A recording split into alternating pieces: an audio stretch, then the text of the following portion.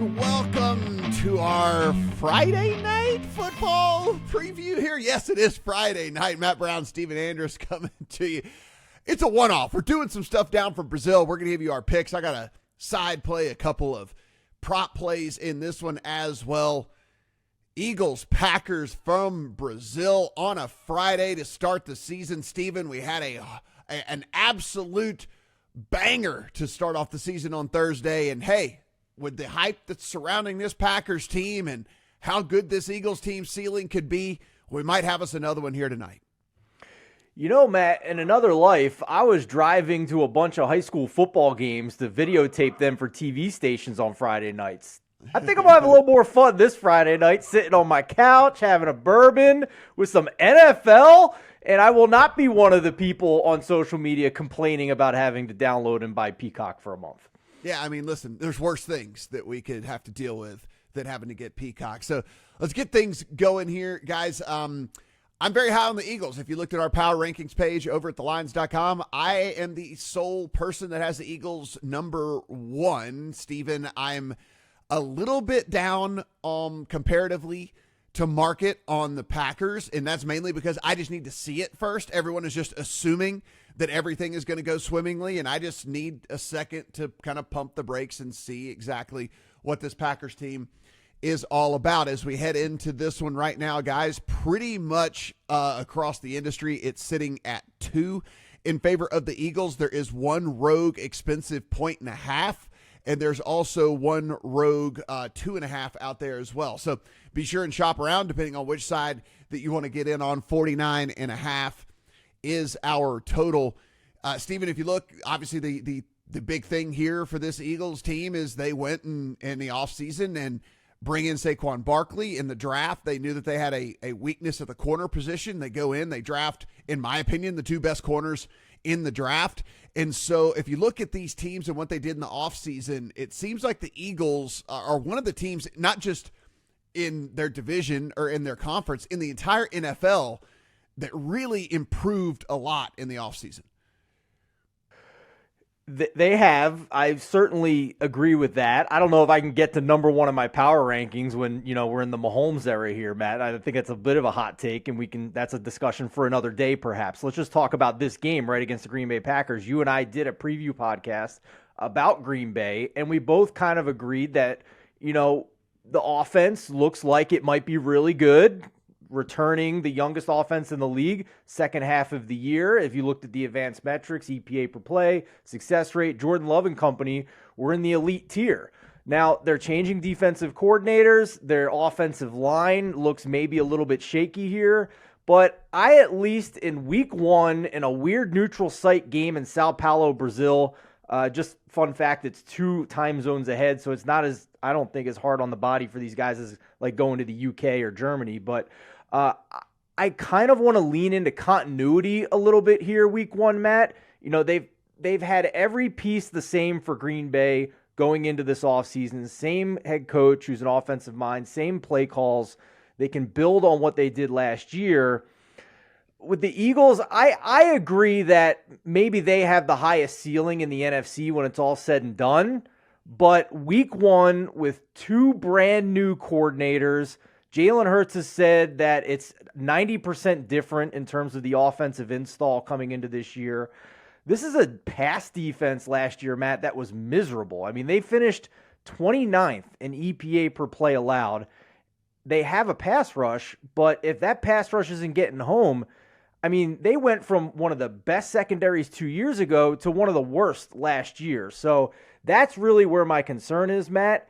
And we're kind of hovering in, just mostly meaningless numbers under 3 here. I don't think this gets back to 3 by kickoff. I did bet Green Bay +3 when it was there for a little bit, just because I didn't think this could ever get to the key number. But I still have questions, mostly with the Eagles' pass defense coming into this year. Yeah, I'm on the other side. I have the Eagles at -2. Should mention Devin White did not make the trip to Brazil, so he will not be out there on the field for Philadelphia in this one. Don't know how that really affects where they need help the most in pass defense, because Devin White's not one of the better cover linebackers as there is anyway, but a guy that can make an impact nonetheless, so I did want to at least point that out with everything. For me, it's just, if you're talking about man for man, pretty much every single position on the offensive side of the ball, you have a better, you are going to pick what you're getting on the Eagles side of things. If you're talking about quarterback, you're still picking Jalen Hurts over Jordan Love. You have more of a sample size, at least right now. Now that could be changed. That maybe by week 8, week 9, that's not the case. But at least as we sit here, game number 1, you're taking Saquon Barkley over Josh Jacobs all day long. You're taking both wide receiver 1 and wide receiver 2 over what you're getting with the Packers all day long. You're taking this offensive line over what you're getting with the Packers. So I mean, I can understand the questions that you're getting a little bit on the defensive side of the ball, though they did go out and address those problems, not only in free agency, but with the draft as well. This is a team, if people forget, that was 7-2-2 against the spread and 10-1 through 12 weeks of the season last year. And all we want to remember is how bad things were down the stretch. Well, what do you attribute that to, Matt? Why are you so confident that it's going to be different to start the year this year versus what we saw the second half of last year?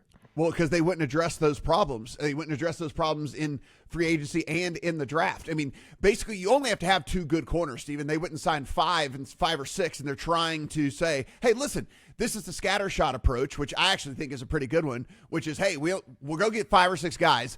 We only need 2 of them to be good, and as long as 2 of them are good, then we have a pretty good basis for what we're trying to do on the defensive side of the ball. And, of course, listen, I don't know what you think of Vic Fangio.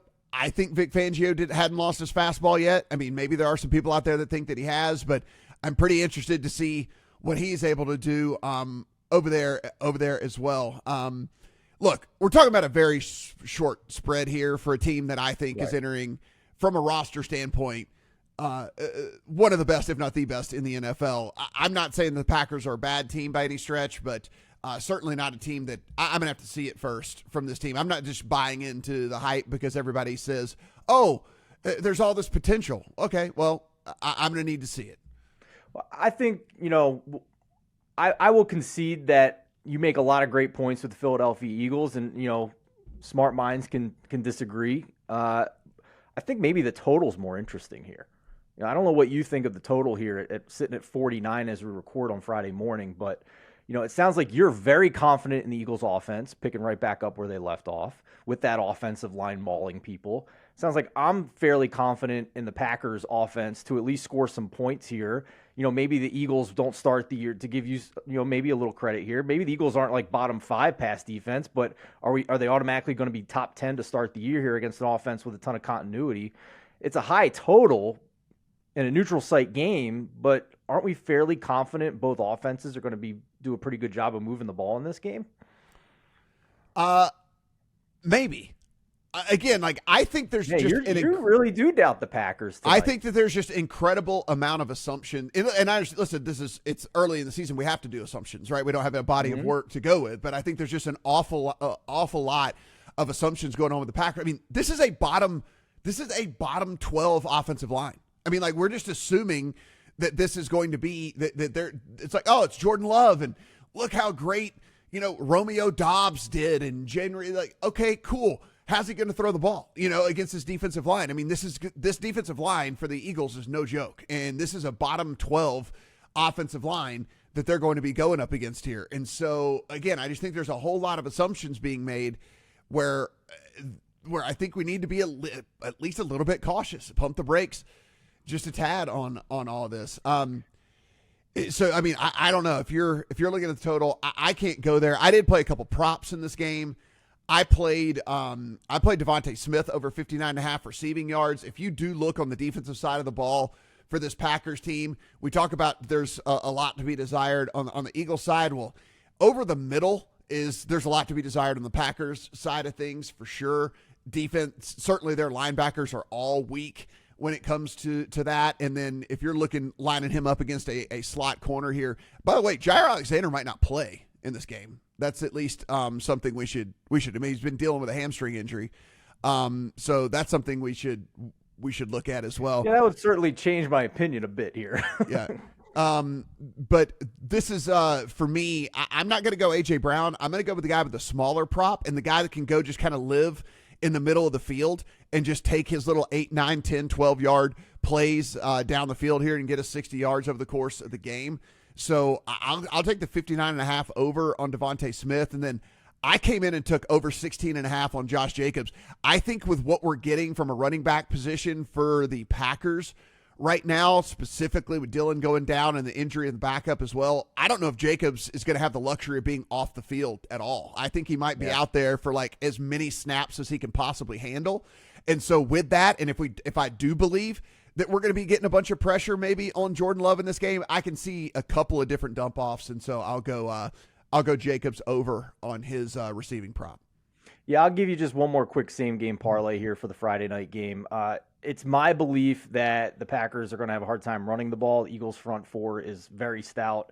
It's my belief that if they're not a bottom five pass defense, they're still going to be below average to at least start the year until this Vic Fangio defense gets a chance to be fully installed and the players adjust to a new scheme here. So, let's, in the land of no sweat, same game parlays, a lot of you out there watching have it available here. I'll give you a 60-1 shot where the philosophy here for me is just leaning into this Packers offense and the fact that it seems pretty clear to me they're going to rotate all four receivers. I don't think you're going to see a huge, 90, 100% snap count for any of these guys.